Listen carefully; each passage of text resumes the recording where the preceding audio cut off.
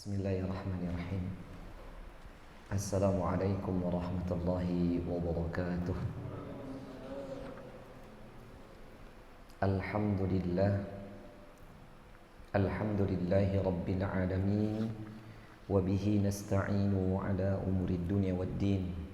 Wassalatu wassalamu ala ashrafil anbiya'i wal mursalin, Sayyidina wa maulana Muhammadin sallallahu alaihi wasallam wa ala alihi wa ashabihi wa man tabi'ahum bi ihsanin ila yaumiddin, amma ba'd. Faqala Allah ta'ala fil Qur'anil Karim, a'udzu billahi as-sami'il 'alim minasy syaithanir rajim. Ya ayyuhalladzina amanu ittaqullaha haqqa tuqatih wa la tamutunna illa wa antum muslimun. Wa qala ta'ala aidan, ya ayyuhalladzina amanu taqullaha wa qulu qawlan sadida yuslih lakum a'malakum wa yaghfir lakum dhunubakum wa man yuti'illaha wa rasulahu faqad faza fawzan 'azima. Shadaqallahul 'azim wa shadaqa rasuluhul karim. Ayyuhal hadirin ikhwatal Islam rahimani wa rahimakumullah. Saudara-saudariku yang kami cintai karena Allah, alhamdulillah pada kesempatan di sore hari ini kita dikehendaki oleh Allah untuk berjumpa kembali dalam majelis ilmu yang harus kita sadari bersama, kalaulah bukan karena nikmat yang Allah Ta'ala berikan kepada kita sebelumnya, nikmatul hayah, nikmat kehidupan, wa nikmatus siha, nikmat kesehatan, wa nikmatul faragh, nikmat kesempatan atau waktu luang, kita nggak mungkin bisa hadir pada kesempatan ini. Bahkan dari ketiga nikmat tersebut, yang paling terbesar adalah nikmatul iman, nikmat iman, yang dengannya kita diberangkatkan oleh Allah dari masing-masing rumah kita di masjid yang penuh dengan keberkahan ini, yang kita berharap semoga amal solih ini menjadi pemberat timbangan amalan kebaikan kita di yaumul hisab. Amin. Dan semoga amal solih ini menjadi penyebab turunnya rahmat Allah hingga diampuni dosa-dosa kita. Dan semoga dengan amal solih ini Allah mengumpulkan kita bersama keluarga kita dan kedua orang tua kita serta anak-anak keturunan kita di surga Firdaus al-A'la tanpa hisab dan tanpa adab. Amin Allahumma amin. Alhamdulillah jamaah, kita lanjutkan kembali pembahasan Kitabul Jami' Babuz Zuhdi wal Wara'. Kita sudah sampai di bab zuhud dan wara'. Dan ketika saya melihat isi kitab ini merupakan dua hadis terakhir yang akan kita bahas dalam bab zuhud dan wara'. Setelahnya kita akan masuk bab yang baru ya, dalam memahami kitab ini. Di pertemuan yang lalu telah kita bahas bersama di hadis yang ke-10 ya.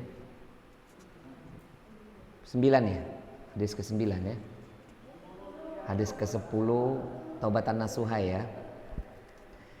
Hadis ke-10 ya, kita baru sudah membahas apa? Hadis ke-10. Bahkan dijelaskan oleh Al-Imam An-Nawawi kemarin ciri-ciri taubatan nasuha. Pekan yang lalu kita ngajinya tuh 2 jam ya kayaknya ya. Ya kan? Setengah 10 sampai setengah 12. Udah ini ya, kita nggak rumongso. Mas Endar apalagi nggak kerasa karena nggak datang.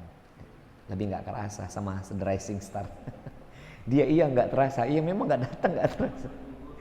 Lagi uzur ya. Kita pada zuhur. Oh pada zuhur ya. Jam 1 sampai jam 3 ya. Masya Allah. Itu jam ngantuk kita bisa 2 jam ngadek ya. Masya Allah, itu kalau bukan Allah Ta'ala takdirkan itu. Ana juga kaget itu loh, kok kita 2 jam ngaji nggak kerasa ini. Ini mau berapa? 3 jam? Doer saya.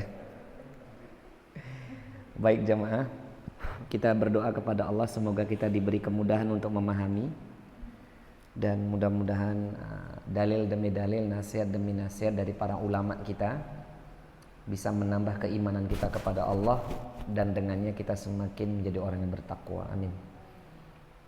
Kita ulangi sedikit ya hadis ke-10.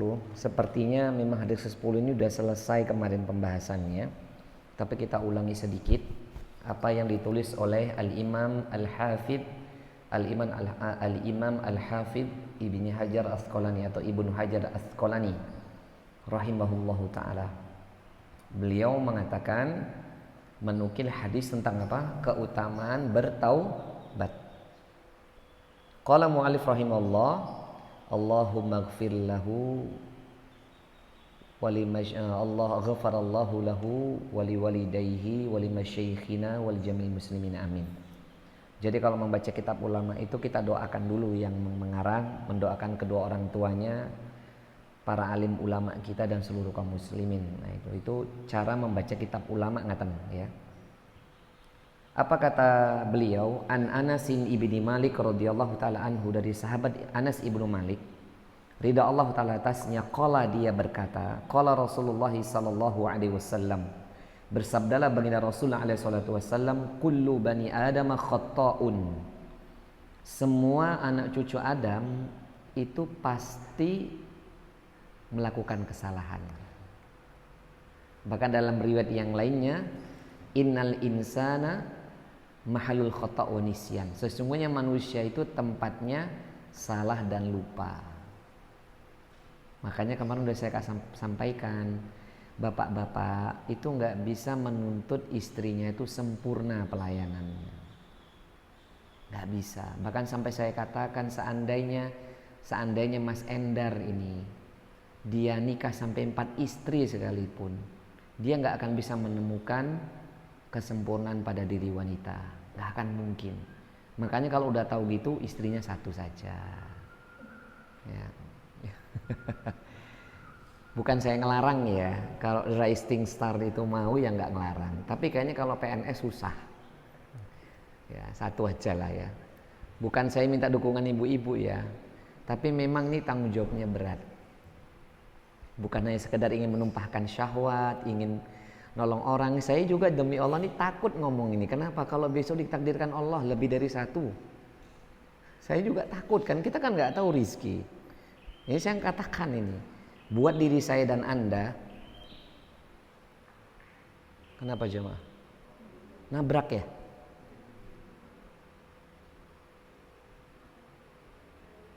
Ya Allah, kasihan ya.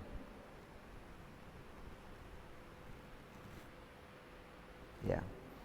Sampai di mana tadi? Sampai burung. Jadi maksudnya begini, kita kembali. Gak bisa kita ini mengharapkan orang yang kita kasihi dan kita sayangi itu sempurna, gak melakukan kesalahan. Hatta sampai kita ini mengharapkan kesempurnaan dari istri sampai 4 istri, gak bisa. Sama ibu-ibu gak bisa tuh mengharapkan kesempurnaan dari seorang suami, sekalipun suaminya ustadz, alim ulama, gak bisa. Karena kesempurnaan itu satu milik Allah. Lihat sini aja. Wah, ini udah diganggu ini. Sini. Dan lihat sini, gak usah liatin itu beliau menolong tuh dapat pahala. Dikasih minum aja mas, apa diterbang ge?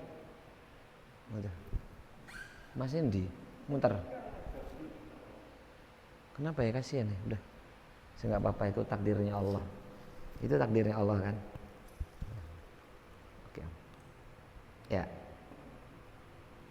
Oh, ini kena kotoran burungnya kitab saya. Ini kena ini. Bismillah. Tadi di atas ini ya? Oh, ini buang kotoran dia.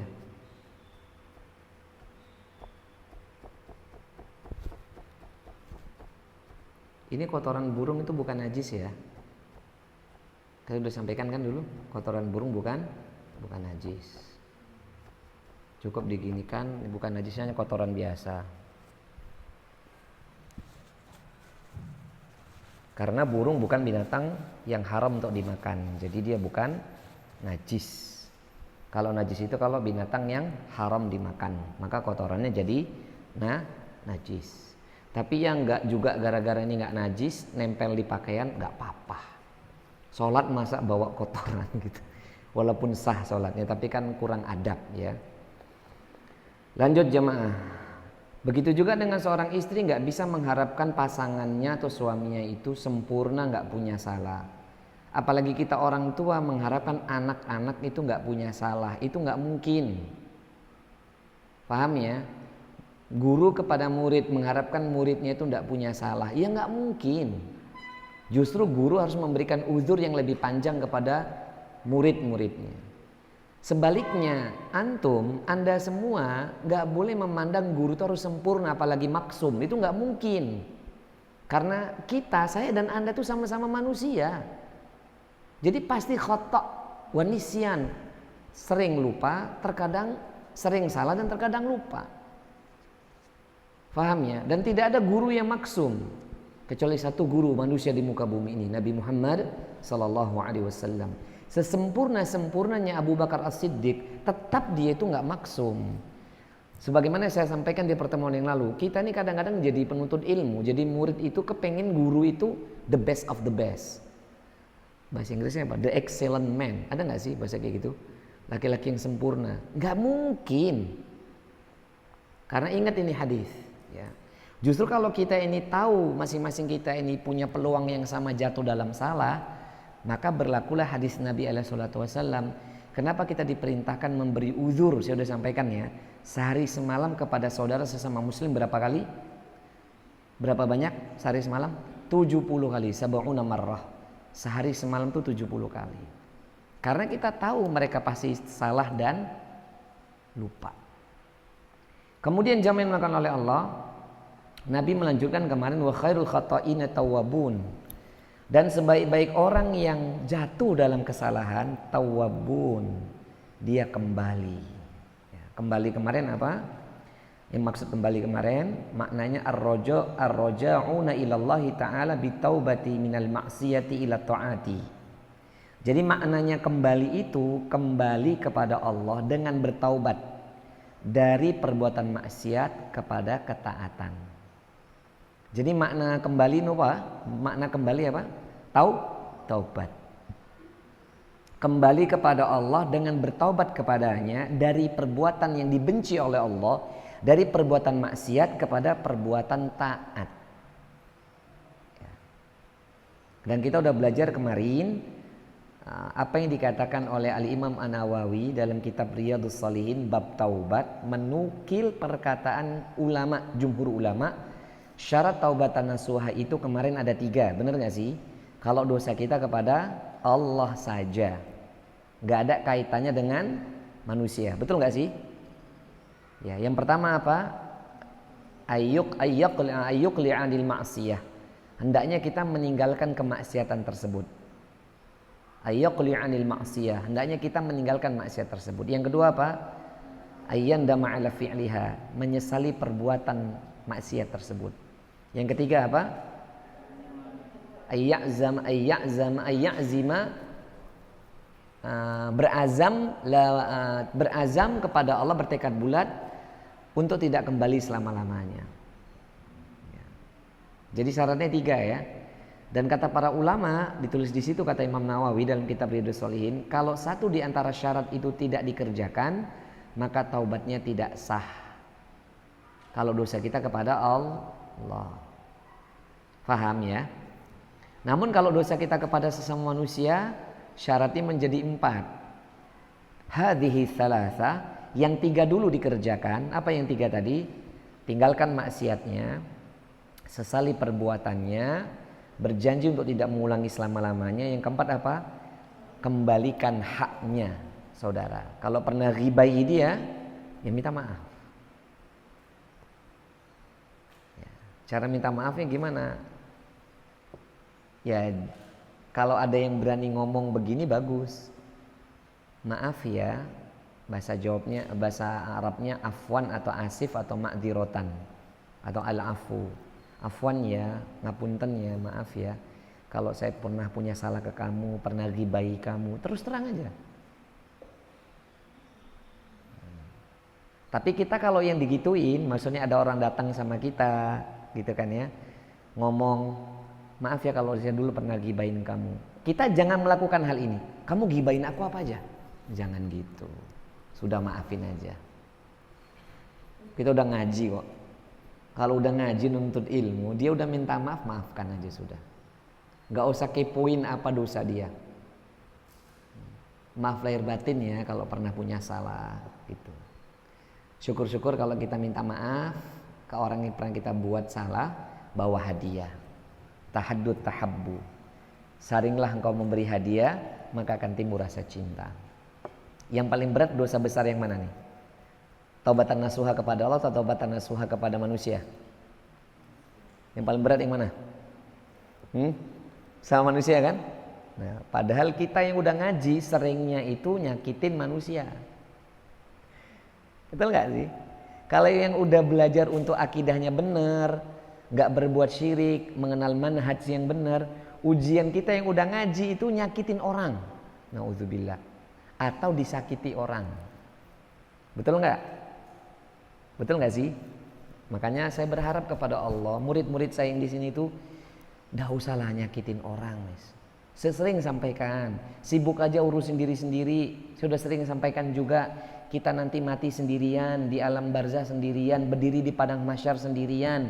Nggak usah ngurusin orang lain, ya, nggak usah ngurusin orang lain. Kalau disakiti, maafkan. Kalau perlu hati-hati untuk tidak menyakitin orang. Hati-hati ya. Nah, itu insya Allah minta tolong sama Allah, semoga kita ditolong oleh Allah untuk tidak menyakiti orang lain. Kalau kita disakitin, ya udah biarin. Gitu ya. Ngomongin orang tentang apa? EGP aja. Emang gua pikirin bahasanya Mas Airo apa? It's gonna be okay. Betul ya, bahasa Inggrisnya gitu ya. It's gonna be okay. Ya, jalan aja udah. Orang ngomong tentang apa, luweh gitu. It's gonna be okay. Gitu ya. Kayaknya oke juga nih bahasa Arab campur bahasa Inggris kayaknya. Doakan saya nanti bisa belajar bahasa Inggris, vocabnya saya tambahin biar nanti terjemahannya pakai bahasa Inggris gitu ya. Tambah mumet nggak jamaahnya?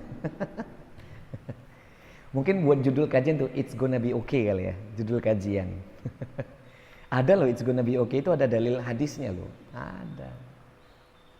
Ada. Taib, itu udah masalah taubat ya, udah paham ya taubat ya? Insya Allah sudah paham, berarti hadis ke-10 kita sudah selesai. Kalau demikian berarti hidup ini harus hati-hati nggak jamaah? Hati-hati kan lah, berarti hadis ke-10 ini masuknya bab warok. Babul warok, kehati-hatian. Bab kita kan bab zuhud dan warok tuh. Ya, kita kan bab zuhud dan warok, betul nggak sih? Masih ingat nggak nih definisi zuhud? Masih ingat? Masih ingat apa? Bab zuhud itu apa kemarin kita bahas? Masih ingat? Syekhul Islam Ibnu Taimiyah mengatakan, ini terjemahannya aja ya. Zuhud itu meninggalkan perkara-perkara yang tidak bermanfaat untuk kepentingan akhirat. Itu zuhud tuh. Meninggalkan perkara-perkara yang tidak bermanfaat untuk kehidupan akhirat. Itu makna zuhud menurut Syekhul Islam Ibnu Taimiyah. Tadi juga saya murojaah itu, kebetulan ada murid ana yang bisa nemenin ngantar, jadi di mobil murojaahnya lagi gitu. Sebagaimana nih tadi saya buka juga, saya murojaah, bener kan? Zuhud itu targhabur raghba fi ma la yanfa' fid daril akhirah. Zuhud itu kata Syekhul Islam Ibnu Taimiyah meninggalkan keinginan atau meninggalkan apa-apa yang tidak ada manfaatnya untuk kehidupan akhirat. Itu makna zuhud. Berarti boleh nggak kita nih punya barang branded? Boleh ya? Boleh. Boleh nggak kita jadi orang kaya? Boleh, asalkan meninggalkan hal-hal yang tidak ada manfaat. Tapi berat kalau dikasih harta yang banyak. Untuk menghindari keinginan tidak bermanfaat itu susah, terutama ibu-ibu. Betul nggak Bu? Tas merek Chanel-nya, jadi dari hijab sampai kaos kakinya aja Chanel ya. Ngomongnya Chanel ya ternyata, bukan channel ya jamaah. Salah ngomong saya selama ini. Chanel gitu ya. Yang C-nya 2 itu kan Bu ya. Brosnya Chanel, semua serba Chanel. Mungkin batok jilbabnya juga Chanel gitu. Susah memang bagi wanita karena itu yang disukai. Makanya kalau nanti dikasih kaya ya Bu, dikasih lebih dari sekarang, saran saya jangan sampai itu tidak ada manfaatnya. Gitu ya. Paham ya? Itu zuhud lah. Sedangkan hadis ke-10 membahas tentang apa? Waro. Waro berarti berhati-hati atau waspada dalam kehidupan dunia ini. Jangan sampai kita ini berbuat dosa kepada manusia atau berbuat maksiat ditiru orang lain. Jangan sampai ya. Saya jadi teringat itu jamaah. Ada satu hadis dalam kitab Riyadhus Shalihin. Ini salah satu apa namanya ya, MLM yang syar'i. MLM yang syar'i itu sunatan hasanatan sama sunatan sayiatan. MLM yang syar'i itu anjuran melakukan kebaikan dan anjuran melakukan keburukan. Itu ada nanti dalam kitab Riyadhus Shalihin, hadis Sahih Muslim. Kemarin anak baca-baca lagi ketemu tuh dalilnya. Udah pernah lewat ya. Kurang lebih Nabi mengatakan mandalla dalam, bentar ya. Saya agak-agak lupa nih, takut salah nah itu kalau baca dalil ya. Ketemu kayaknya sebentar ya, saya bacakan dalilnya. Ini kaitannya dengan ini ya jamaah, dengan hati-hati kalau kita ini ngajak orang berbuat baik atau berbuat buruk. Ya. Karena kan kita pernah dengar dalil ya, man dalla ala khairin falahu mislu ajri fa'ilihi.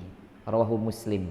Barang siapa yang mengajak orang, menunjukkan orang kepada satu kebaikan, maka dia akan mendapatkan pahala sepermisalan orang yang mengerjakannya. Gitu kan ya? Nah, sama dalam hadis yang lainnya itu juga sama. Misalnya ada dalam hadis yang lainnya, wa man da'a ila dhalalatin atau wa man da'a ila sunnatin sayyi'atin. Barang siapa yang menyeru seseorang kepada anjuran keburukan. Jadi sunnah itu ada dua ternyata. Sunnah hasanah dan sunnah sayyi'ah. Udah pernah dengar? Kalau dalam hadis itu sunnah hasanah, bukan bid'ah hasanah tapi sunnah hasanah. Sunnah hasanah sama sunnah sayyi'ah.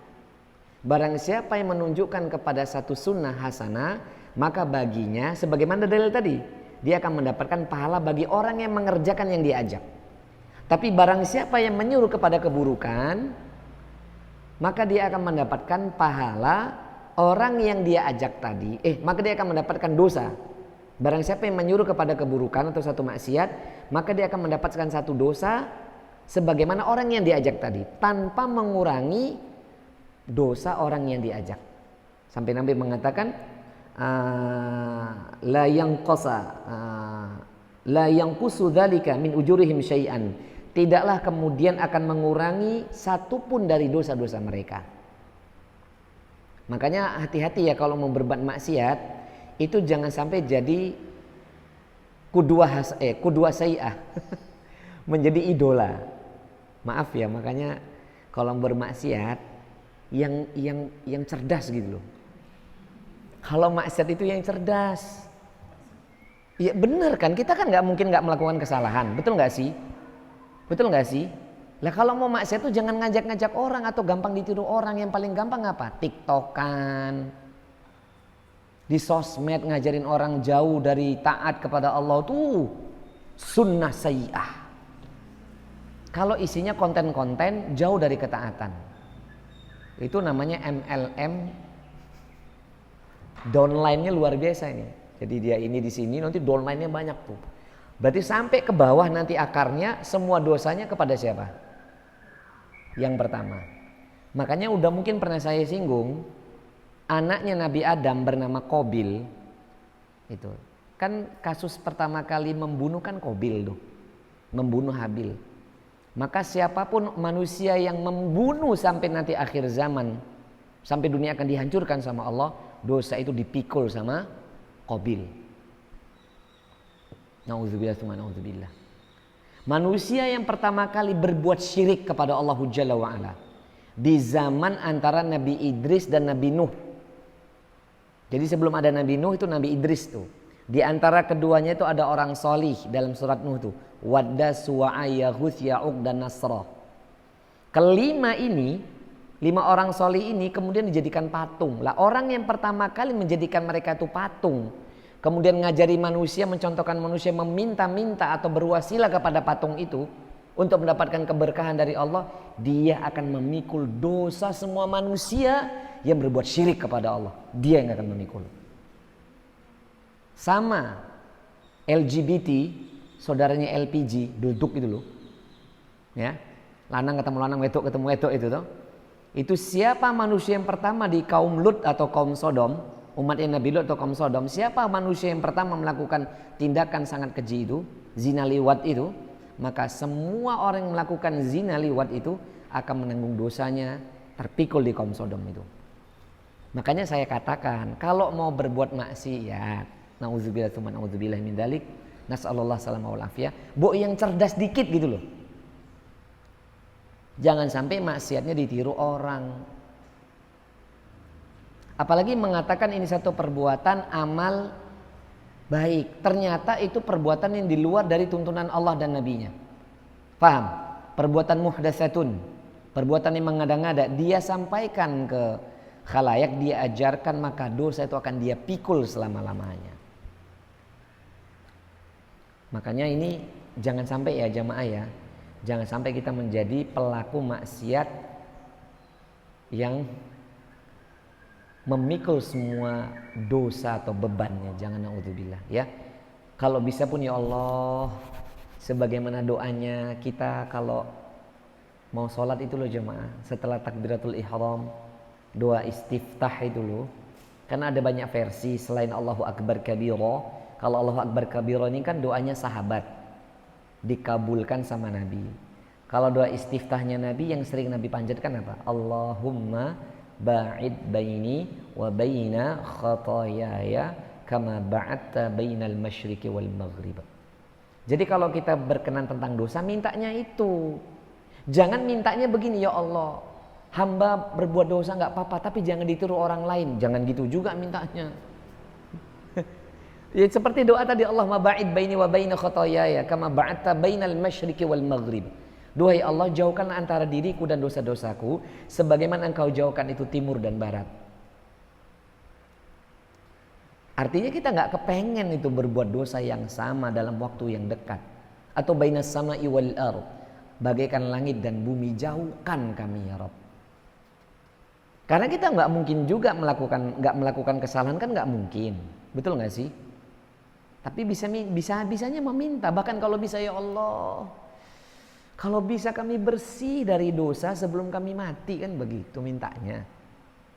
Dari semua dosa, kullu dzambin, dari setiap dosa. Amin Allahumma amin ya. Kita mohon kepada Allah di tempat yang berkah ini, di waktu yang berkah ini, insyaallah semoga kita ini dijauhkan dari dosa-dosa, nggak nyakitin orang dan tidak menjadi idola dalam berbuat dosa.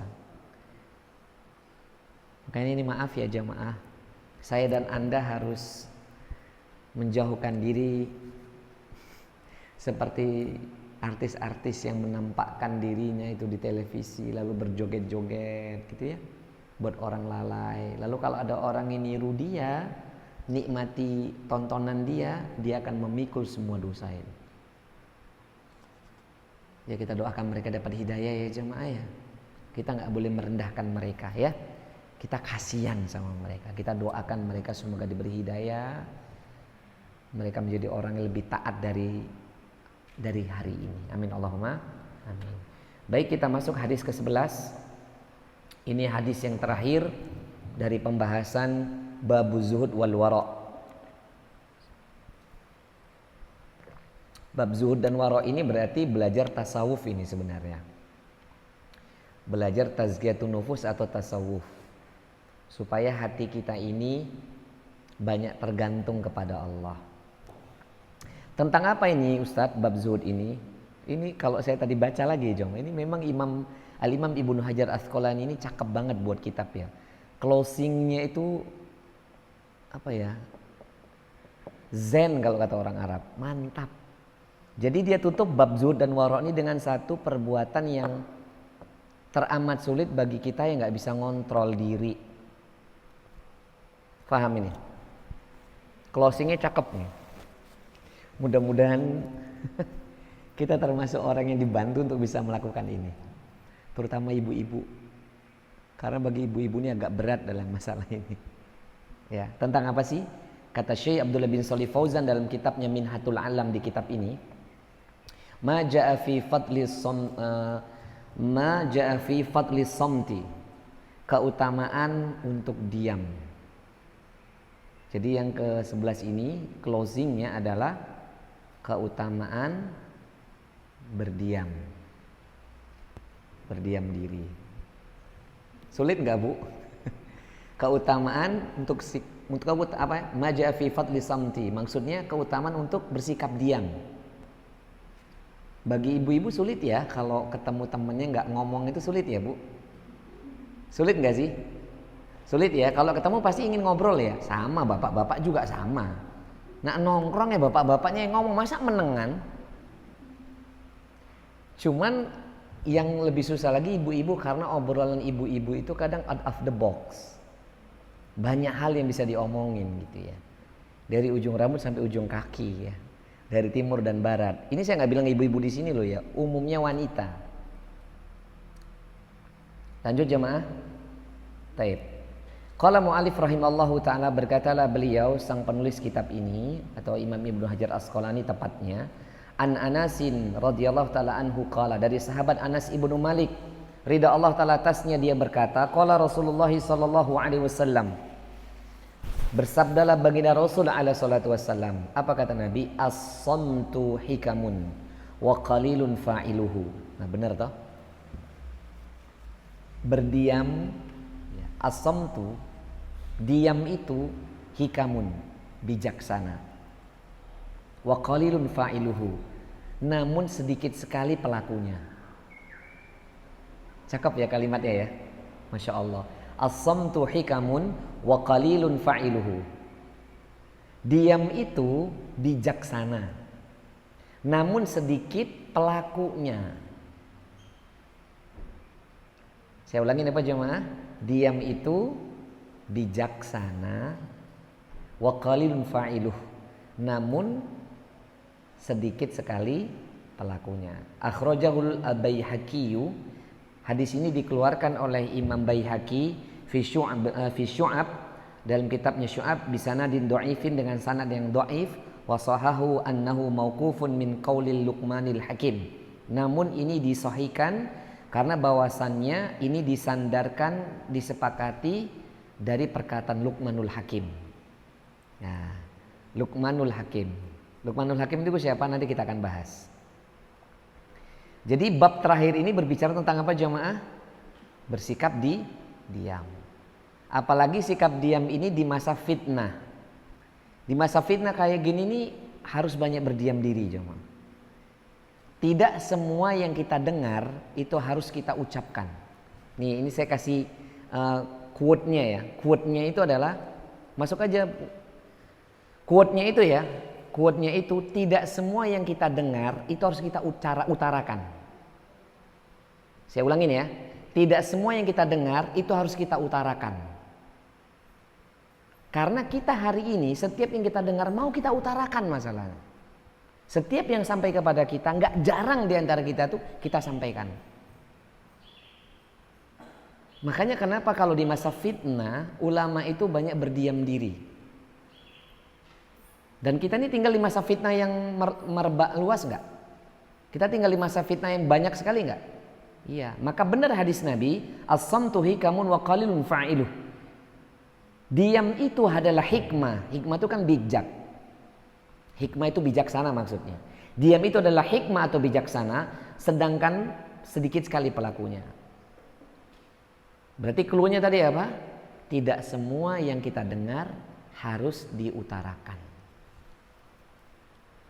Di sini jamaah yang dimuliakan oleh Allah Subhanahu wa taala, penulis kitab ini beliau menyandarkan kepada perbuatan Luqmanul Hakim.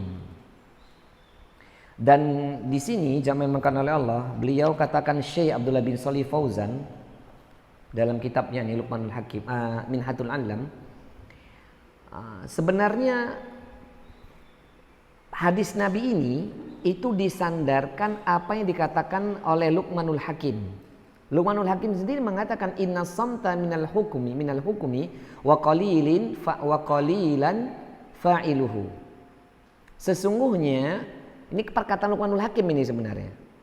Yang namanya itu dijadikan satu di antara surah-surah Allah dalam Al-Qur'an. Ya. Luqmanul Hakim itu bukan nabi, bukan rasul loh jemaah. Luqman, surah Luqman itu. Luqman nama gelarnya apa? Hakim. Al-Hakim itu apa? Orangnya sangat bijaksana. Maka Luqmanul Hakim ini kan dia bukan nabi, bukan rasul, kok namanya itu bisa jadi surat dalam Al-Qur'an. Padahal dalam tafsir Imam Ibnu Katsir saya baca, dan ulama itu sepakat beliau ini orang yang solih di zamannya. Orang yang paling solih di zamannya, dia itu orang yang mirip dengan Bilal bin Rabbah, berkulit hitam, persis seperti kaum Habasyah, negeri Habasyah. Bahkan mungkin saya lupa ya, wallah saya lupa. Sepertinya dia juga dari keturunan Habasyah. Jadi mirip lah ya. Jadi dia dulu baru Nabi kan. Kan Luqmanul Hakim dulu baru Nabi SAW. Jauh jaraknya. Dia orang yang berkulit hitam, miskin, tapi casingnya itu tidak mencerminkan isi hatinya. Kalau orang hari ini casingnya prejengannya api, hatinya hitam. Nauzubillah tsumma nauzubillah. Tapi kalau beliau casingnya itu hitam, hatinya penuh dengan keimanan kepada Allah. Maka saya sering sampaikan buat ibu-ibu dan bapak-bapak yang suka bercermin di depan kaca, jangan lupa baca doa. Allahumma kama hassanta khalqi fahassin khuluqi. Duhai Allah, sebagaimana kau perbagus ini fisikku, casingku, prejenganku kata orang Jawa Timur. Betul nggak Pak Yudi? Maka perbaguslah itu akhlakku. Kalau ibu-ibu kan yang bukan di sini ya, kalau udah habis dandan, udah facial, sudah setrika wajah, langsung lupa baca doa itu. Masya Allah, gitu ya. Di sini nggak ada, ini baik semua insya Allah. Lalu Luqmanul Hakim itu saya kembalikan, beliau itu orang yang hitam, miskin, tapi diabadikan oleh Allah namanya dalam Al-Quran. Berarti setiap kita membicarakan Luqmanul Hakim, setiap kita membaca Al-Quran sampai surah Luqman, beliau itu dapat pahala terus itu berarti. Masya Allah. Lah kita? Makanya saya katakan tadi kan, tadi loh sebelum Dr. Saiful datang yang lainnya, jangan sampai kita ini menjadi pelaku maksiat yang dicontoh oleh orang lain. Sunnah sayyi'ah, jangan sampai kita termasuk orang-orang yang mengajarkan maksiat. Jadi MLM tuh jangan sampai. Taib jamaah, di sini ternyata kita berbicara as-samtu. As-samtu itu masdar dari somata yasmutu min babi qatala yaqtulu.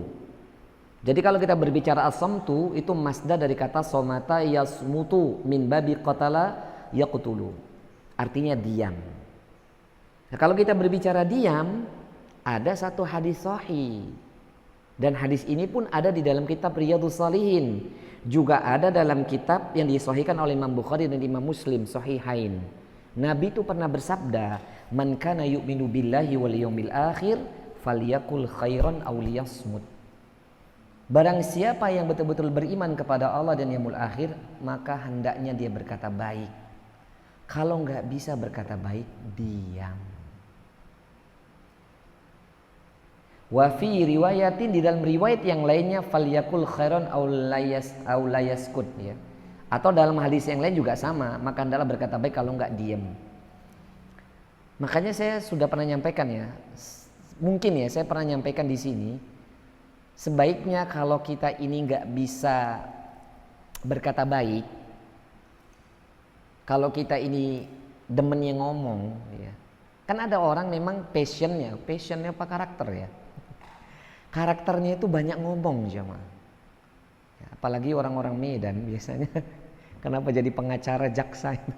Ngomongnya pintar kali ya. Kombur. Kami ini punya bakat yang banyak ngomong jamaah. Ya. Maka kalau misalnya kita adalah orang yang ngomongnya itu banyak gitu. Kalau bisa ngomong itu jangan ngomongin orang lain. Ngomongin aja perkara yang mubah. Ngomongin makanan kayak, ya kan? Ngomongin pakaian, pokoknya ngomongnya nggak ada urusan dengan orang lain lah. Syukur-syukur yang diomongin itu kebaikan. Ngomongin tentang itu orangnya kok baik banget ya, kita bisa nggak niru dia gitu. Paham ya? Kalau ibu-ibu kalau pas arisan yang diomongin apa bu? Arisan, bener. Nggak kepengen ngomongin tas Chanel nggak ya? Nah nggak ya. Harmas sampai gemas nggak ya bu ya? Itu harus diperhatikan. Jadi sampai Nabi mengatakan tuh, kalau betul-betul beriman kepada Allah dan yaumul akhir, berkata baik kalau nggak diem. Berarti betul-betul ya, diem itu adalah hikmah. Dan dikatakan wa qalilun fa'iluhu.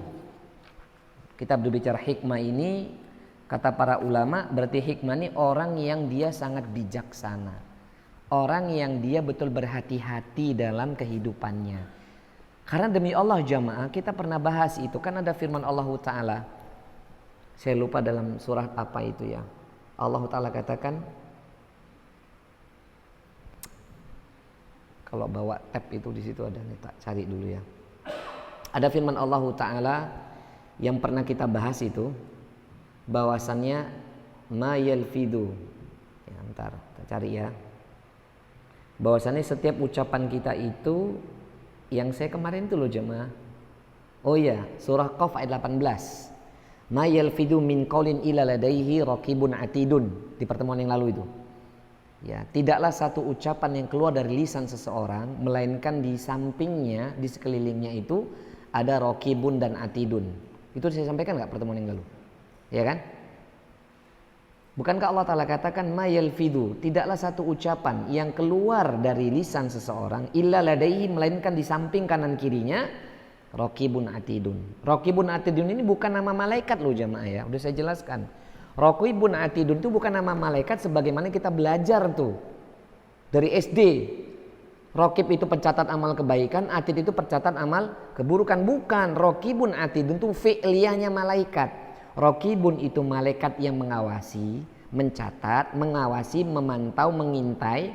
Atidun itu malaikat yang apa? Mencatat segala amal kebaikan dan keburukan. Artinya kalau kita paham benar setiap ucapan itu ada hisabnya di yaumul akhir, hati-hati kalau berucap. Apalagi berkenan tentang ird. Ird apa? Al-ird itu apa? Kehormatan manusia. Kehormatan seorang muslim itu harus dijaga jemaah. Jangan sampai nanti apa yang kita ucapkan ini berat hisab di yaumul akhir. Maka udah saya katakan tadi, kalau kita orang yang demen ngomong itu nggak usah ngomongin orang gitu loh. Apalagi kita tidak tahu ahwal, tidak tahu kejadian wakilnya, kejadian realnya, jangan ngomongin. Ini demi Allah nih saya sadar banget ini. Saya ngomongin aja sadar kalau Allah itu di atas arsy, menyaksikan, memperhatikan, mendengar dan tahu isi hati saya. Hati-hati kalau ngomong. Hari ini banyak penuntut ilmu itu gak berhati-hati ngomong, kakean ngomong. Apalagi kalau udah merasa menjadi panitia kajian, hati-hati ya. Itu sukanya mengkritisi. Ini dikritisi, itu dikritisi. Ustadz ini dikritisi. Lah, terus yang gak pernah kau kritisi siapa? Ya. Jamaah, kalau kita lihat alim ulama itu ya, mereka itu kalau pas lagi kumpul dan ada pertanyaan dari seorang hamba datang kepada alim ulama itu, di antara mereka itu nggak buru-buru ingin menjawab. Mereka diam tuh. Jadi misalnya bertanya, Ustadz atau ya Syekh, ya al-imam, bagaimana dengan kasus ini? Misalnya di situ ada alim ulama semuanya. Itu semua nggak langsung kemudian ingin show up gitu loh. Tidak ingin explore. Mereka diam. Terus delok-delokan. Sopo dhisik iki. Sampai untuk memberikan faedah ke orang lain aja, orang yang alim itu tidak ingin menampakkan dirinya. Tidak ingin show up. Benar gak bahasa Inggrisnya? Nggak ingin tampil. Padahal sama-sama alim loh. Lah kalau kita alim belum, belajar nembe, ketika satu pertanyaan datang kepengennya ngomong tuh. Betul nggak sih? Betul nggak sih? Jangan gitu ya. Justru kalau udah semakin bertambah ilmunya, semakin banyak diamnya. Paham? Semakin banyak bertambah ilmunya, semakin banyak diamnya. Tahu gak harus kita sampaikan. Maka tadi saya kasih quote tadi itu. Tidak semua yang kita dengar harus kita utarakan. Sekalipun itu satu kebenaran. Paham itu? Karena kita gak ngerti kondisi seseorang ketika kita menyampaikan perbuatan tersebut. Paham gak ini jemaah? Paham ya? Ya Allah, mampukan kami ya Rabb. Kemudian Nabi mengatakan wa qalilun fa'iluhu. Dan sedikit sekali pelakunya. Memang benar kata Syekh di sini, qalla minan nasi may yahrasa 'ala samti wa yatakhallaqa bihi. Wa yatakhallaqi bihi. Memang sangat sedikit di antara manusia yang punya keinginan untuk melakukan diam dalam segala perkara. Itu sampai Syekh mengatakan demikian itu. Makanya saya berharap ya murid-murid saya di sini, baik yang baru ngaji atau yang sudah lama, apalagi yang udah lama gitu ya. Kalau mau berbicara, kalau mau berkata-kata, lihat tempatnya, lihat waktunya, lihat kondisi. Terlebih-lebih kalau kita ini sedang di hadapan kedua orang tua kita dan guru kita. Gak boleh banyak ngomong, yang gak bermanfaat. Paham ya? Kan sudah sampaikan di awal ngaji. Orang tua itu kata para kullu alim, para alim ulama atau muallim kita, orang tua itu sepakat tuh ada 3 kan. Sudah pernah sampaikan. Orang tua bagi kita kan ada 3 itu. Pertama orang tua yang melahirkan kita, ayah, ibu dan ayah. Yang kedua siapa? Guru. Yang ngajarkan kita ilmu dunia dan akhirat. Yang ketiga siapa? Mertua. Mertuanya jangan banyak-banyak ya Mas Endar ya. Nanti orang tuanya banyak, repot. 1 aja mertuanya. Ya. Ya. Loh iya kan benar. Mas Airo ya, jangan ya. Ya. Diamin. Ya orang tua tuh ada 3. Nah, kalau kita berbicara di depan 3 orang ini, 3 pihak ini, itu lebih baik difikirkan. Kalau memang ini gak ada manfaatnya dan memang gak ada hal yang penting atau tidak ingin membahagiakan orang tua itu, gak usah banyak ngomong. Paham ya jemaah? Lah saya juga ini dilema bagi kami. Bapak saya itu orangnya pendiam.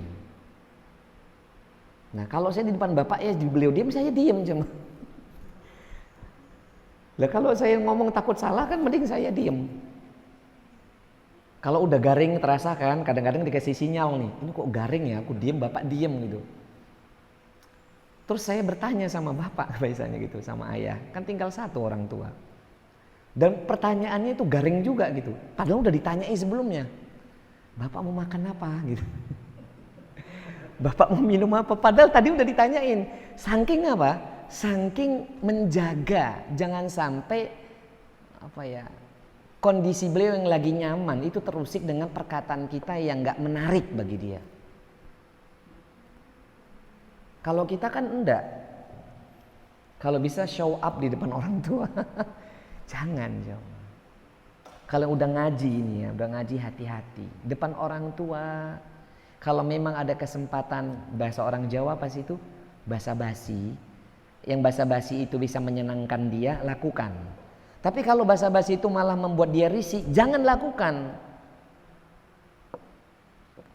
Nanti kita nggak jadi hikmah gitu loh, nggak jadi bijaksana.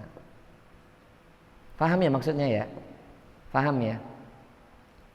Ini saya cerita dikit. Baru sekali dan mudah-mudahan berikutnya. Sekali saya berjalan dengan ayahnya Mas Endar ini, ketua takmir kita, dalam satu perjalanan di mobil. Baru kali ini, tadinya saya nyupirin nggak boleh, saya yang nyupir Ustaz. Pilot itu. Di perjalanan itu kan nggak mungkin saya diem dia diem, bapak diem tuh. Bapak ya nggak lagi ngomong, saya juga jadi nyambung gitu. Karena usia ayahnya Mas Endar tuh sama dengan usia ayah saya. Saya anggap ini pada saat di mobil beliau nganggap saya guru, saya nganggap beliau itu ayah gitu. Ngeblend. Nah, ya kan nggak mungkin beliau diem saya diem megang HP gitu, saya baca-baca kan nggak bagus juga jamaah. Akhirnya bertanya, ngobrol, bicarakan anak-anaknya, bicarakan harapannya. Antum pengen tahu? Nggak boleh. Itu omongan antara sama orang tua kandung antum sama guru antum. Itu omongannya antara sama orang tua. Jadi ketika kami ngomong tentang anak-anaknya ayah antum, itu seakan-akan saya jadi orang tua bener. Memang orang tua dalam ilmu ya. Oh, gini jadi rasanya orang tua ya. Paham ya jamaah ya. Lah kalau omong di depan mereka ketiga pihak ini, orang tua kandung, guru sama mertua, hati-hati. Lebih banyak diam. Terutama ibu ya, ibu yang jadi anak mantu. Ya Bu. Ya bener kan? Kalau jadi anak mantu itu harus betul-betul bisa sedapat mungkin menjaga attitude, menjaga adab. Jangan terlalu mencolok melebihi anak kandungnya. Jangan juga cuek kayak bukan orang tua. Duh, bingung gak Bu? Paham Ibu maksud saya? Jangan terlalu show up melebihi anak kandungnya mertua. Paham ya? Tapi jangan terlalu cuek seperti bukan anak mantu. Lah terus gimana coba? Ibu pikirkan aja lah. Ibu yang paling tahu. Ya karena gak bisa juga. Karena kadang-kadang kita, ya ini kasus kan. Kalau bahasa mudanya orang dulu ya, orang Jawa dulu, orang tua dulu, ibu harus pintar ngambil hatinya ibu mertua. Harus pintar mengambil hatinya ayah mertua. Tapi jangan berlebihan juga gitu. Harus pelajari apa yang disukai ayah mertua. Itu wanita itu. Karena tidak sedikit anak mantu perempuan ini cuek-cueknya bukan main. Perhatian melebihin anak kandung. Sampai kita gak enak nanti Bu. Diomongin gini sama ayah mertua atau ibu mertua. Ngomong ke anaknya. Kamu itu loh gak kayak mantuku senggui. Lebih perhatian. Itu sakit banget tuh anak kandungnya. Ya memang jebulnya anak kandungnya orang ngerti sama bapak ibunya. Saya ngerti siapa nih? Anak mantu. Tapi nanti bisa jadi anak kandungnya ayah mertua kita tadi atau ibu mertua kita tadi. Itu ilfil sama kita gara-gara show up-nya kita. Paham? Paham ya Bu? Paham ya? Makanya berat gak ini? Kalau kita ngaji gak ada yang berat. Berlatih untuk banyak apa? Diam. Melihat aja kondisi. Oh ini bisa masuk nih saya nih. Lah salah satu murid saya di sini tuh yang paling pintar ngambil hati saya. Ular-ularnya tuh kalau orang Jawa itu. Ada murid saya di sini tuh nek ngecek bahasa Medan tuh ngecek saya tuh pintar kali. Tadinya nggak bisa jadi bisa itu. Itu harus belajar Mas Endar. Ada orangnya pokoknya. Gitu ya. Terus jamaah yang makan Allah di sini saya singkat. Ada wa qad dzakara ulama'i anna lil kalami syurutan arba'ah. Nah, ini menurut para ulama ya. Dan sungguh para ulama kita menyebutkan ada beberapa syarat, ada 4 syarat kalau kita ini mau berkata-kata. Jadi ulama kita ini mengatakan, ulama Ahlussunnati wal Jamaah menyebutkan ada 4 syarat kalau kita ingin itu ngomong itu, kalau ingin ngomong berbicara itu ada 4 syarat. Supaya omongan kita ini dicatat sebagai amal solih atau tidak dicatat sebagai amal buruk gitu loh jamaah. Ini juga nasihat buat saya ya. Yang pertama apa jamaah? Ayyakunal kalam lida'i yad'u ilaihi imma jalaban manfa'ah au daf'a imma jalaba manfa'atin au daf'u maddaratin. Hendaknya ucapan yang ingin kita ucapkan itu sesuatu yang menarik bagi orang yang kita ajak ngomong gitu. Jadi hendaknya kita ini berbicara, berkata-kata sesuatu yang bikin menarik orang yang kita ajak ngomong. Apakah itu hal yang bermanfaat buat dia dan kita, atau yang bisa menolak keburukan buat dia dan kita? Faham maksudnya? Kayak tadi dulu saya canggung kalau ngomong sama bapak itu. Bapak mau makan apa? Mau minum? Nanti saya diem lagi itu. Nah, soalnya kalau saya banyak ngomong juga nanti teringat. Kadang-kadang saya terlepas ya kalau saya ngomong tentang ibu itu terus bapak berbesmili gitu. Ya namanya anak gak bisa lupa ibu kan. Saya kadang-kadang terlucuti tuh. Habis itu astagfirullah, Pak minta maaf ya Pak, abang tadi ngomong ngingetin mama gitu. Itu terucap itu. Ya mau gimana lagi. Terus bapak, aduh saya itu langsung gak enak itu. Langsung, Pak maafin abang ya Pak. Teringat emak, gak apa-apa, udah gak apa-apa alhamdulillah. Itu sampai gitunya hati-hati aja mas. Saya itu masya Allah alhamdulillah itu ditolong oleh Allah sampai hari ini tuh. Sampai kemarin, boleh bertemu bapak saya. Sampai kemarin tuh kalau teringat ibu terucap, contoh misalnya, ya Allah enak banget ya kalau kondisi gini ada teringat emak kita makan di sini. Itu bapak langsung berbesmili itu bapak. Waduh, aku langsung takut saya itu. Maaf ya Pak, tadi ngingetkan akan emak saya bilang gitu. Jadi kalau bisa kita kalau ngomong itu lawan ngomong yang kita ajak itu menarik pembahasannya. Apakah yang bermanfaat atau yang menolak keburukan? Paham ya? Paham ya jemaah? Itu syaratnya. Yang kedua, asalnya ayyakunal kalami biqadaril hajah, li'annal kalama laisa lahu nihayah. Hendaknya satu ucapan itu sesuai dengan kebutuhan saja gitu. Hendaknya suatu ucapan itu sesuai dengan kebutuhan saja gitu jemaah.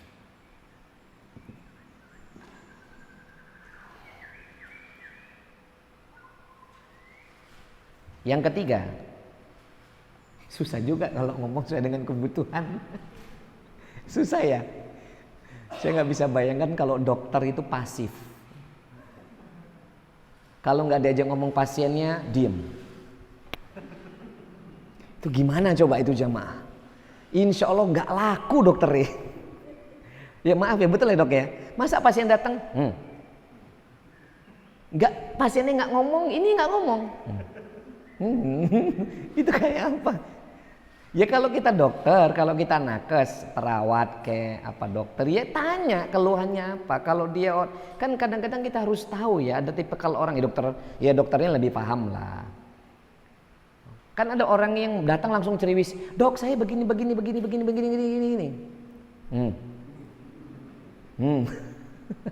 Jangan gitu juga. Ada juga yang pasien datang, dok saya ada keluhan. Gitu tok kan? Lah dokter kan harus tanggap toh.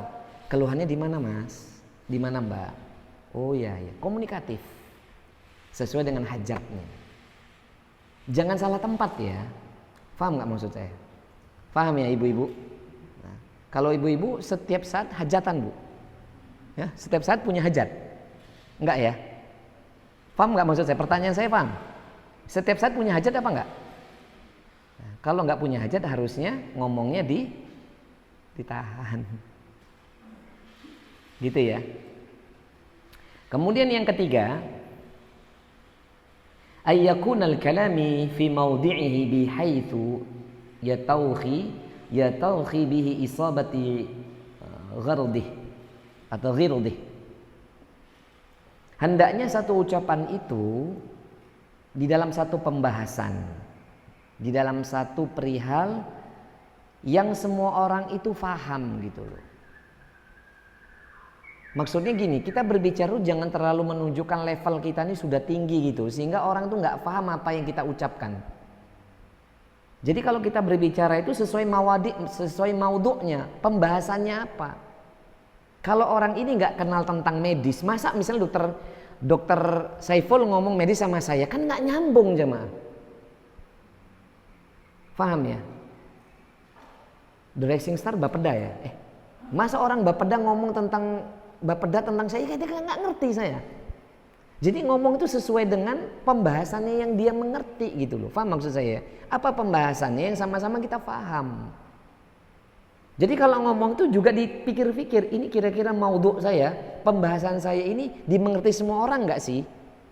Termasuk PR besar bagi seorang guru. Saya punya guru, Anda pun mungkin pernah ketemu guru, menyampaikan sesuatu itu kadang nggak bisa ngerti kita. Paham nggak? Paham nggak? Karena ngomongnya itu keduran gitu. Keduran bagi dia itu pahamnya di situ, tapi belum bisa memahamkan orang lain. Paham maksud saya? Itu juga PR berat jadi seorang guru. Saya juga nggak tahu nih, saya bisa berhusnuzon apa yang saya ucapkan Anda paham gitu aja. Kalau nggak paham saya berdoa semoga Anda paham gitu. Makanya coba perhatikan, saking saya itu khawatirnya apa yang saya sampaikan ini susah untuk difahami, sering saya ulang-ulang dan saya kasih contoh. Paham ya maksudnya ya? Yang ketiga, hendaknya kalau berucap itu sesuai dengan pembahasan yang dimana pembahasan itu sama-sama kita ngerti, itu tadi saya ucapkan.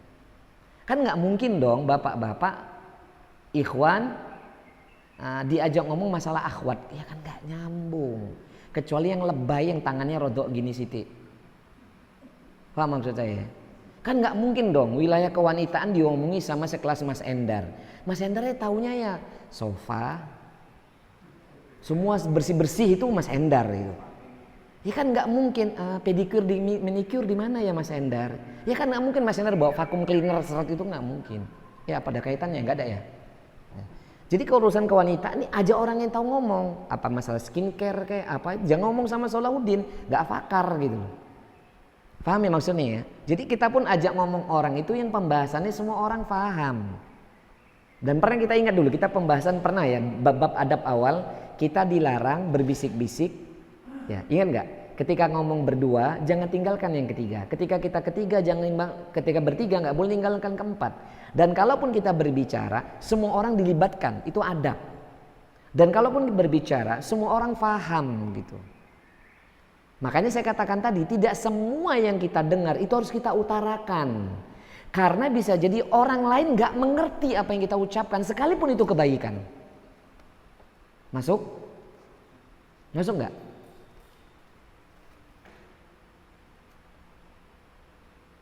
Yang keempat, ayatakhayyara al-lafadhu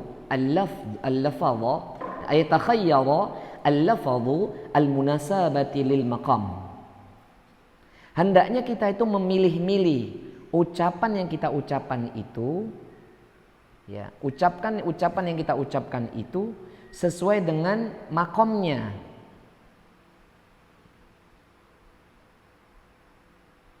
Sesuai dengan makomnya jamaah.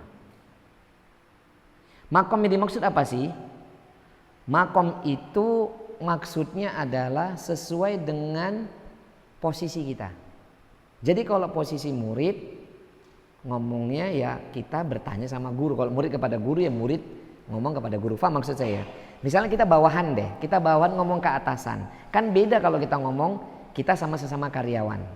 Faham maksud saya? Jadi yang ketiga ini hendaknya kita memilih kalimat itu yang cocok dengan makom lawan bicara kita. Gini deh, kan nggak mungkin kalau misalnya Anda doktor, profesor, ngomong dengan yang selevel sama-sama doktor, nggak mungkin dong pembahasannya itu downgrade, kan nggak mungkin. Kalau memang pembahasan tentang pendidikan, paham maksud saya? Paham Bu? Dokter ke doktor, ke levelnya sama. Maka pembicaraannya seputar pengetahuan mereka, knowledge mereka. Kan nggak mungkin sekelas doktor ngomong sama anak S1, mahasiswa lagi belum selesai. Ngomongnya itu tatarannya keilmuan atau knowledge-nya doktor, kan nggak mungkin. Paham? Paham Bu? Paham Pak? Nah contohlah, kita ini belum pernah ngaji akidah. Dasar banget belum pernah. Kan nggak mungkin saya ngajak Anda itu berbicara apa itu tauhid asma wa sifat. Karena belum makomnya gitu loh. Paham ya? Tauhid asma wa sifat ini panjang pembahasannya. Memahami tauhid asma Allah dan sifat Allah ini nggak sederhana jemaah. Paham maksud saya ya? Paham ya? Atau gini, Bapak ini arsitek. Bapak ini yang punya proyek. Kalau ngomong sama tukang dengan ngomong sama mandornya sama nggak? Sama nggak pembahasannya? Hah? Bapak pemborong nih, Mas Airu pemborong, arsitek pemborong, punya mandor, punya tukang. Kira-kira kalau kita ngomong dengan mandor dengan tukang sama nggak pembahasannya? Ya beda toh. Paham nggak maksud saya? Beda nggak? Nah, tapi kalau kita ngomong sama tukang sesuai dengan pekerjaannya, Mas, tolong yang ini diselesaikan. Paham ya? Ketika memang kita bisa menjangkau itu perkara kecil misalnya. Paham nggak maksud saya? Tapi kalau untuk keseluruhan kerja kita tinggal ngomong sama mandornya dan seterusnya dan seterusnya. Paham ya maksud saya? Contoh misalnya saya ulangin, ada tukang, dia nggak ngerti gambar, yang ngerti mandori. Ya kan nggak mungkin jenengan bawa gambar kasih ke tukang, Pak bisa nggak baca nih? Kan nggak bisa jemaah. Yang bisa Pak mandore toh. Paham ibu maksud saya? Paham ya bu?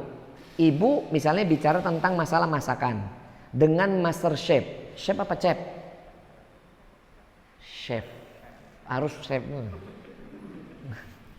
Sama koki lah. Nah, dengan tukang masak warungan, ya kan beda. Tolong, misalnya datang ke warteg, Mas, tolong masakan kuisannya yang western ya. Mumet deh nih. Western ki opo? Kan nggak makomnya jemaah.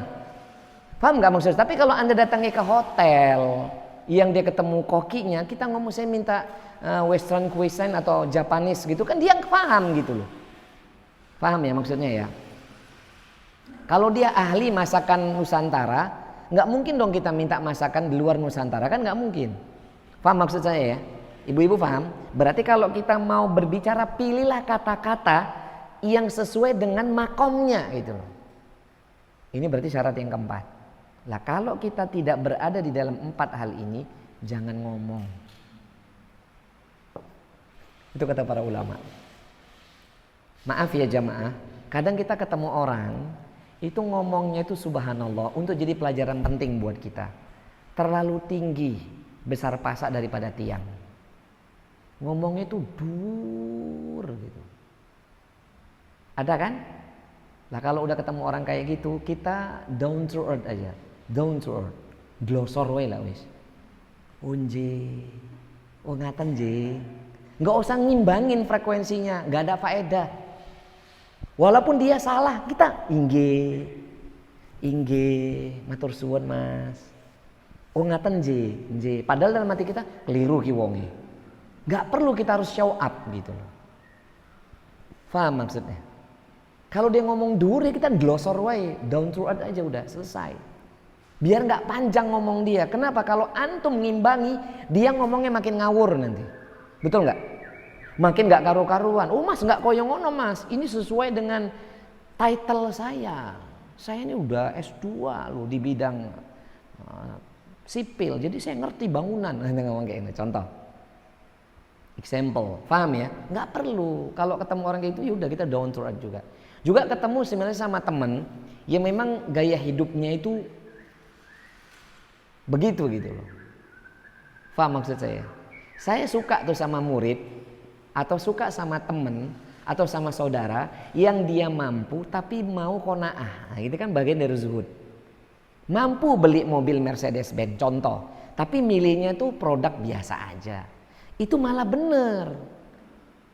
Paham maksud saya? Jangan mau kita nih ngimbangi orang yang sukanya gaya hidupnya ini maunya brandednya yang luar negeri. Ya. Sehingga memaksa orang, mas kamu kan iso tuku motor harga 70 juta, kenapa duwe motor NMAX? Iso tuku X-Max kenapa beli NMAX? Nah ini kan ada ketemu orang kayak gini nih kadang-kadang. Paham? Apa kita jawab kalau gitu? Alhamdulillah mampunya hanya segini mas. Ya bisanya ini ya mudah-mudahan berkah. Kan enak ngomongnya. Nggak usah nyamain, nggak usah ngomong lah motormu apa mas? Nyuruh-nyuruh saya. Lu motormu iso tak tuku, jangan kayak gitu juga. Nanti orang yang diajak ngomong itu malah loro hati. Kita kan cari nyaman tau supaya kita ini nggak nyakitin hati orang. Betul apa nggak sih? Down to earth aja sudah. Glosor. Enak nggak nih glosor? Enak. Paham ya jamaah ya? Kita bisa ngomong tuh dengan bahasa yang tinggi, tapi kita pikir kita ukur. Ini ngomong sama mbok-mbok yang di pasar, ya kan nggak mungkin. Ngomong dengan bahasa keduran gitu nggak mungkin. Paham? Misalnya ngomong sama orang yang jual mie ayam bakso, Mas, antum baru bisa bahasa Arab, pakai bahasa Arab. Kira-kira nanti yang ngomong yang jual bakso tuh jawabnya piye jamaah? Alhamdulillah, ahlan wa sahlan. Kul ma syi'ta. Bingung antum baru ngomong na'am, isnain. Dia kul ma syi'ta. Faddal masykur ya akhi. Opo to iki? Ya kadang-kadang kita ini nggak perlu juga kayak gitu loh. Kalau kita paham sesuatu nggak perlu harus disampaikan. Makanya saya katakan tadi quote-nya itu tidak semua yang harus kita dengar itu harus kita utarakan. Itu berarti hikmah. Maka diam itu hikmah, diam itu bijaksana, dan sedikit sekali pelakunya. Semoga kita lah yang termasuk pelaku itu. Amin Allahumma amin. Mungkin ini dulu jamaah yang bisa kami sampaikan. Semoga bermanfaat. Selebihnya mungkin kita bisa sharing ya. Kalau ada yang ingin bertanya, insya Allah alhamdulillah. Saya tutup dengan satu hadis. Sebelum nanti saya tanya jawab. Ada hadis yang diriwayatkan oleh Imam Bukhari, Imam Muslim, Imam Turmizi. Nabi bersabda, maaf dari Abi Musa Al-Asy'ari radhiyallahu ta'ala anhu, qala dia berkata, qala Rasulullah, maaf sahabat Abi Musa Al-Asy'ari, qala dia berkata, su'ila Rasulullah sallallahu alaihi wasallam. Jadi Nabi sallallahu alaihi wasallam itu pernah ditanya oleh sahabat. Kata Abu Musa, ayul muslimin afdal? Ya Rasul, siapakah muslim yang paling utama kedudukannya? Nabi menjawab, man salamal muslimuna min lisani wa yadihi. Muslim yang afdal itu, muslim yang utama itu yang selamat lisan dan tangannya dari orang lain. Ya, man salamal muslimuna min lisani wa yadihi. Seorang muslim yang selamat lisan dan tangannya. Jadi muslim yang utama itu yang lisan dan tangannya itu selamat untuk tidak menyakiti, merendahkan orang lain. Paham ya? Mau jadi muslim yang utama? Mau jemaah? Lisan dan tangannya hati-hati. Ya. Semoga bermanfaat. Silahkan kalau ada yang mau bertanya. Kalau tidak kami pulang gasik insya Allah. Silahkan kalau ada yang mau bertanya. Oh monggo ibu, monggo.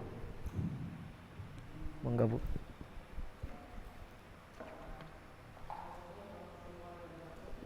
Waalaikumsalam warahmatullahi.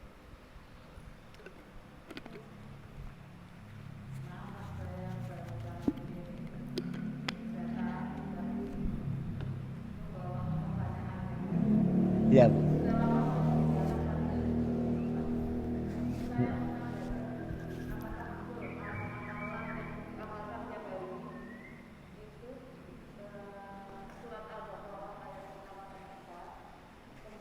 Ayat berapa?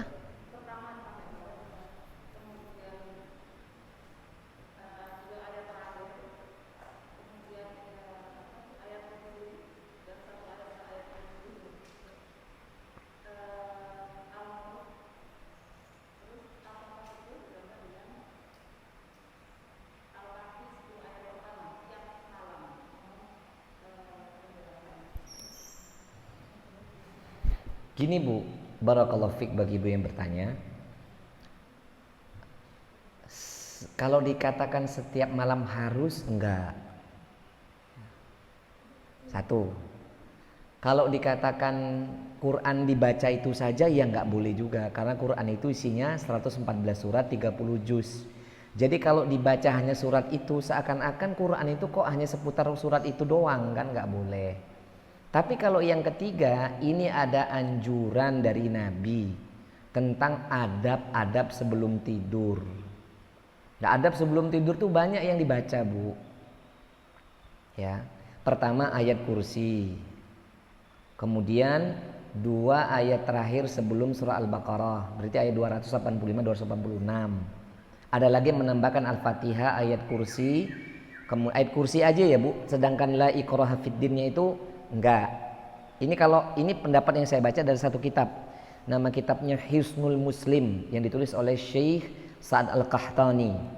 Bahkan juga ada nanti dalam kitab Azkar Nawawi yang ditulis oleh Imam Nawawi.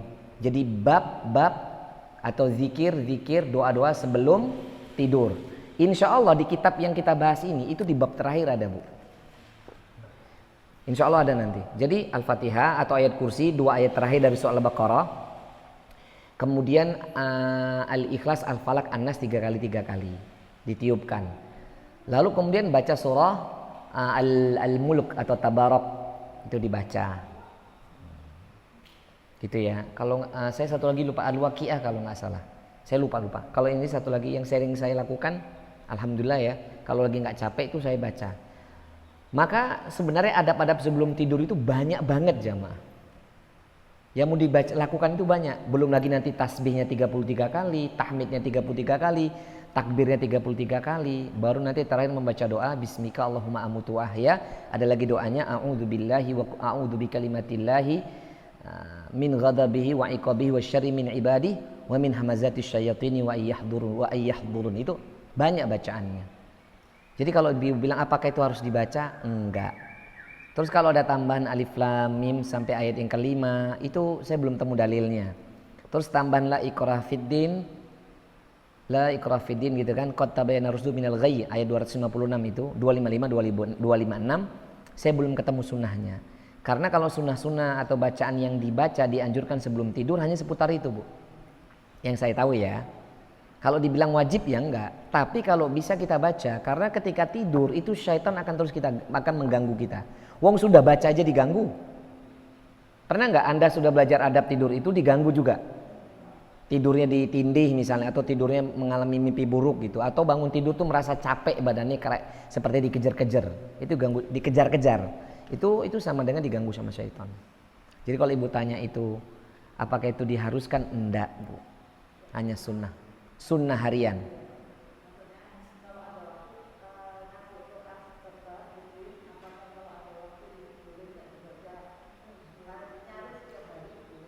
Malam atau pagi? Oh, malam sebelum tidur.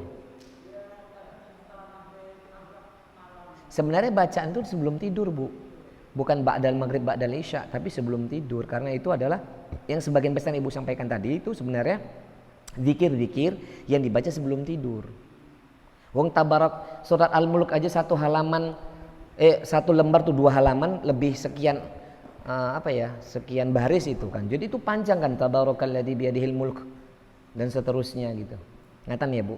Lah kalau pas malam Jumat ibu bacanya harus sunnahnya ditambah baca Al-Kahfi. Gitu. Dowo meneh toh. Gitu ya, Bu. Ya kalau mau itu kan sunnah, enggak dikerjakan dosa enggak? Enggak, itu kan cuman anjuran. Tapi kalau ibu kerjakan dapat pahala. Jangan diharuskan ya, Bu. Jadi malah ibu harusnya, misalnya contohnya buat ibu-ibu. Ibu itu malah lebih besar pahalanya mendampingi suami di sampingnya walaupun nggak ngapa-ngapain gitu, dibandingkan ibu baca Quran. Wah, repot toh. Paham maksud saya? Di samping suami gitu kan. Mas mau dihidangkan apa Mas gitu. Itu lebih besar pahalanya. Atau sekedar duduk di samping dia, pijit-pijit kakinya. Ibu-ibu harus pintar ngambil perhatian suami ya, Bu. Suami itu raja bagi ibu sebenarnya. Maka ambil hatinya.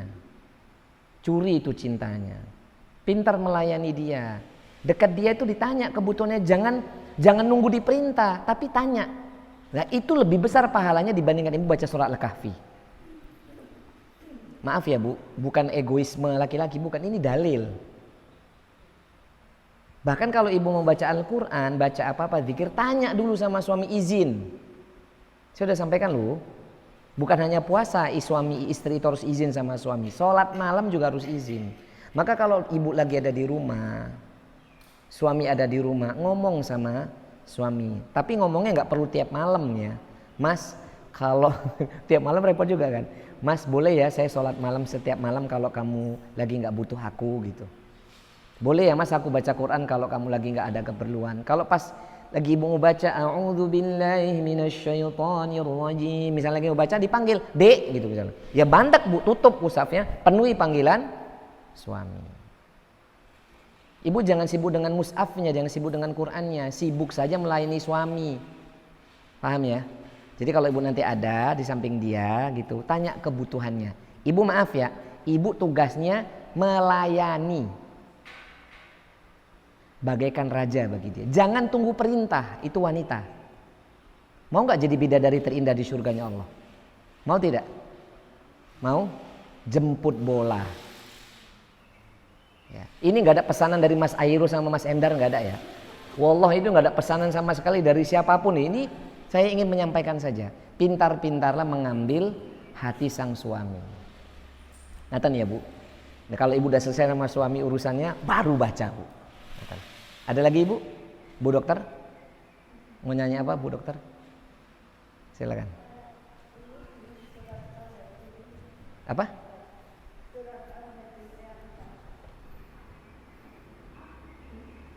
Terus?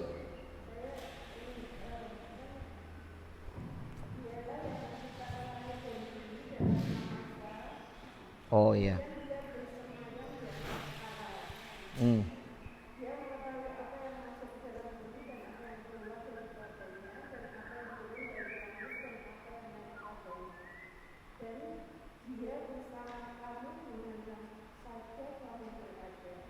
Ya. Yang mana Bu? Pertanyaan Ibu yang mananya dulu?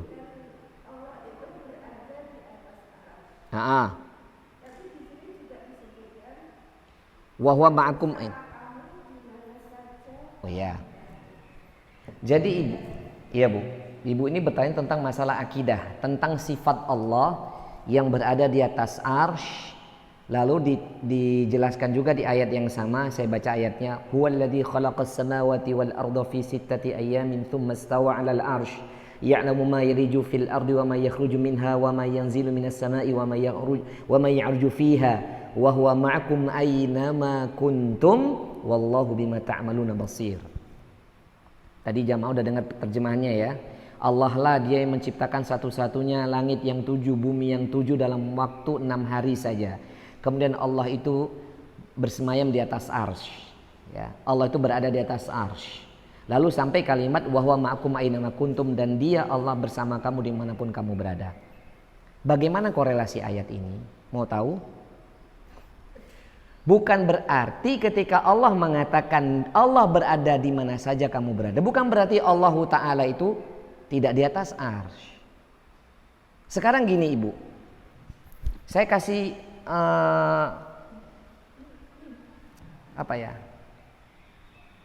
contoh. Saya pernah sampaikan sama jamaah, kalau bumi Allah ini kan sangat kecil ya. Jarak kita dengan langit pertama itu 500 tahun lamanya. Ya. Lah, bumi kita dengan langit pertama itu, kata Nabi SAW, kita udah bahas ya, ibarat cincin dilemparkan di padang pasir. Cincin itu buminya, padang pasir itu adalah langit pertama. Paham ya Bu? Berarti kecil banget nggak bumi ini? Kecil banget nggak? Kecil banget nggak? Ya kalau udah kecil kok sombong gitu loh ya. Terus langit pertama dengan langit kedua, ibarat cincin dilemparkan di padang pasir. Langit kedua itu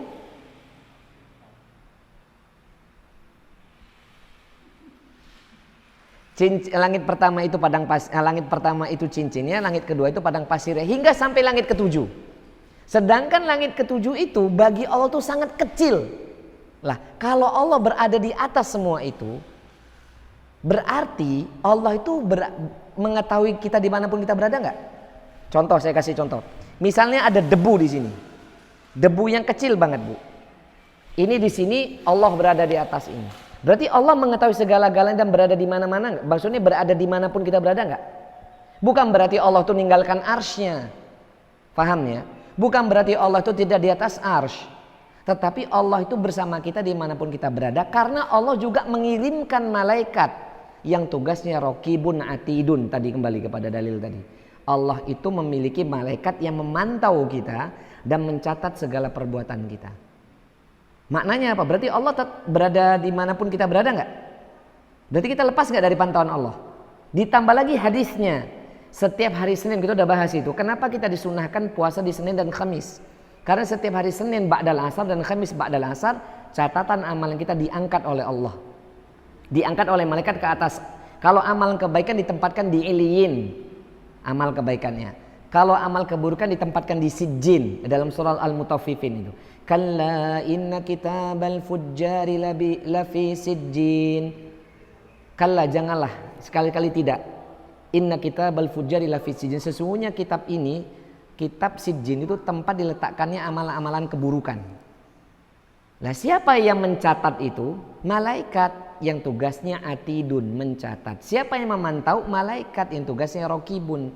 Berarti kita nggak akan lepas dari pantauan Allah. Dimanapun kita berada, Allah itu tahu, itu loh maksudnya. Innallaha khabirum bima ta'malun. Sesungguhnya Allah maha teliti dengan apa yang kita kerjakan.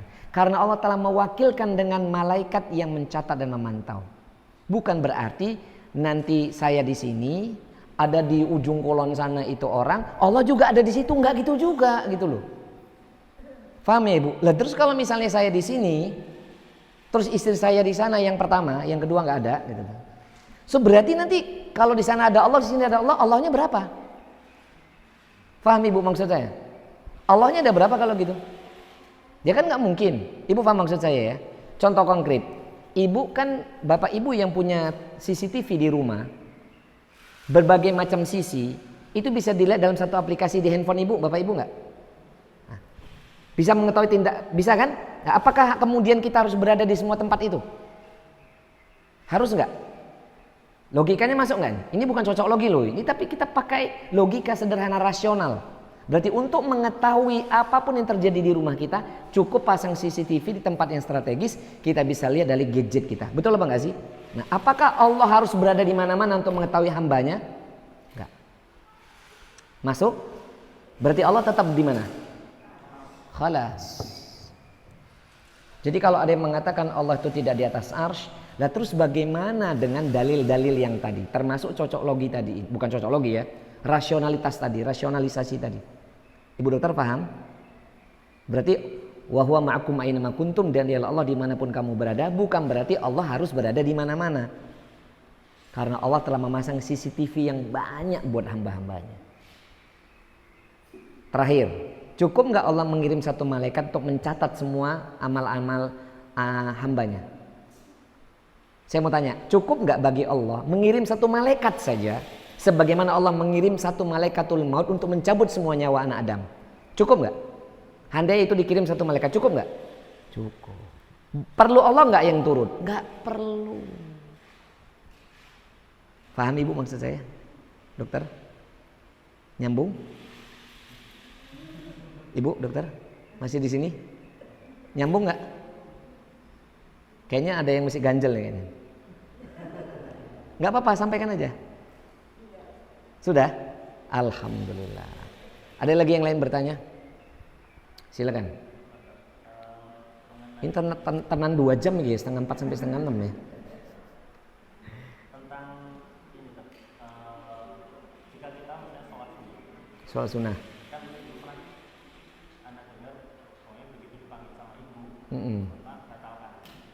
Iya, iya.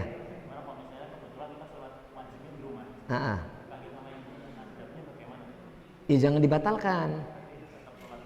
Ya suaranya dikencengin. Allahu Akbarnya dikencengin, ataupun bacaannya dikencengin. Sekalipun sholat zahar. Misalnya pas antum sampai ihdinas siratal mustaqim, dikencengin aja. Karena itu bukan sholat sunnah.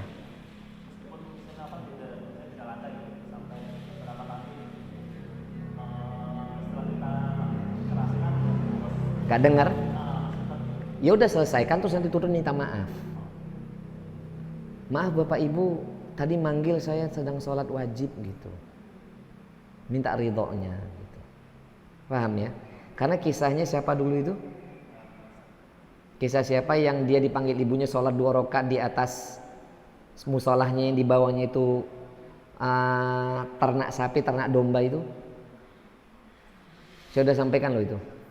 Yang di akhirnya bisa bicara dengan bayi, yang dia dituduh berzina dengan seorang pelacur itu loh. Siapa namanya? Tuh, kayaknya memang gak murojaah kayaknya. Nanti dicari ya, seorang laki-laki yang diceritakan Nabi, dia bisa berbicara dengan anak bayi pada akhirnya gara-gara dihukum kan sama Allah. Panggilan ibunya 3 kali, Juraij, ya Juraij, ya Juraij. Dipanggil 3 kali nggak mau karena sholat sunnah begitu. Baik, ada lagi yang mau bertanya, ibu-ibu? Dalam? Batalkan. Tapi kalau istri yang panggil, teruskan sholat antum. Dipanggil istri, Mas, batal ke ora entuk sholat. Mas sholat. Ya, paham ya, kalau istri anak manggil nggak usah, sholat sunnah sekalipun. Kalau yang manggil orang tua tetap sholat sunnah. Ya kan, kita yang punya rumah punya hak nggak untuk tidak menerima tamu, punya hak nggak kita? Punya hak kan? Ya sudah, tetap aja sholat sunnah. Labas, khair. Itu wajib dalam kondisi kita normatif. Kalau kondisi kita ini sedang sholat, apakah wajib jawab? Misalnya antum baca ghairil maghdubi alaihim waladdallin. Assalamualaikum. Waalaikumsalam. Ya, batal sholatnya. Nggak usah jawab. Kecuali kalau latah orangnya ya. Assalamualaikum. Waalaikumsalam. Kosek ya, batal sholatnya. Nggak boleh ya. Tetap sholat. Masya Allah, barakallahu fiik. Ada lagi yang mau bertanya? Cukup? Cukup ya. Ibu-ibu? Mbak-mbak ada yang mau bertanya? Bu dokter? Baik, kalau nggak ada kita akhiri, udah 5:05. Semoga bermanfaat. Insyaallah ta'ala pertemuan yang akan datang kita masuk bab yang baru ya.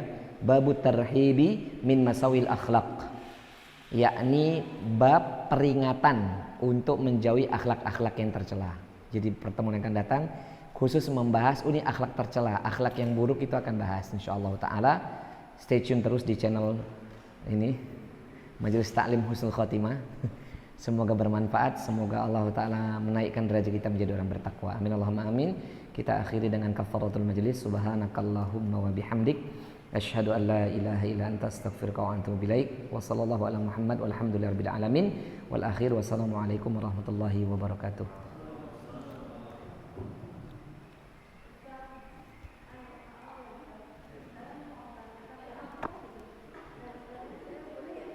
Oh iya boleh. Boleh, gimana Bu?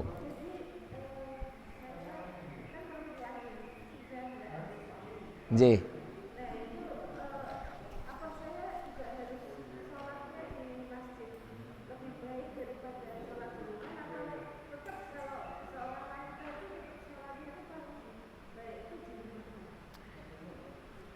Kalau pendapat ulama, jumhur ulama ya Bu, sholat bagi wanita yang terbaik itu di rumah dan di kamarnya, bukan di musolah rumah lo ya. Jadi sholat terbaik bagi wanita mau usia level manapun, dari akhir balik sampai sudah sepuh, yang terbaik itu sholat di dalam rumah dan di kamarnya. Itu ada dalilnya ya. Tapi kalau ibu mau sholat di masjid dengan usia yang sekarang nggak masalah, nggak dilarang. Ibu akan dapat keutamaan banyak juga kan. Setiap langkah akan diangkat derajatnya, diampuni dosa-dosanya, menunggu waktu sholat itu dianggap orang-orang yang berjihad di jalan Allah kan begitu. Nggak apa-apa ibu ke masjid, tapi masjidnya jangan kejauhan. Masa sholatnya ke GTP kan kejauhan misalnya. Sholat dekat rumah aja, masjid dekat rumah atau mau sholat dekat rumah dokter gitu.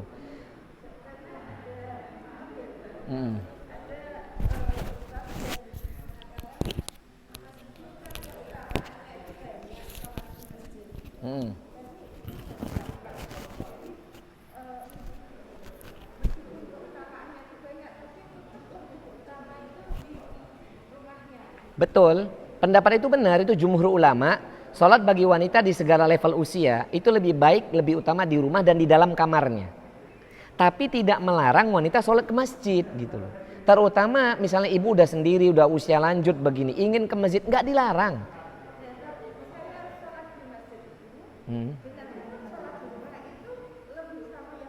Di rumah dan di dalam kamarnya ya. Tapi kalau ibu mau ke masjid nggak apa-apa. Tapi kalau tanya lebih afdol yang mana, ya di rumah dan di dalam kamarnya ibu gitu. Paham ya Bu? Bukan musola buatan rumah gitu. Kan ada kita nggak dilarang kan buat musola di rumah, kan nggak dilarang. Tapi buat wanita sholatnya tetap di dalam kamarnya. Kalau mau lebih utama, dengan tidak dilarang sholat di musola rumah atau mungkin di masjid dekat rumah. Nggak dilarang. Tapi kalau tanya lebih utama di mana? Ya di dalam rumah dan di dalam kamarnya. Makanya ibu-ibu kalau bisa kamarnya yang kalau agak gede misalnya, punya space untuk tempat sholat. Sehingga kalaupun mau sholat malam atau sholat witir, suaminya tahu kalau istri itu sedang ibadah, izin gitu loh Bu. Ngaten ya Bu ya. Kalau ibu sudah nggak ada, usia sudah eyangti gitu toh, nggak masalah di masjid, nggak dilarang. Punya keutamaan sendiri, tapi lebih utama di mana? Di rumah dan di kamarnya. Ngaten ya Bu, dokter. Sama-sama Bu dokter.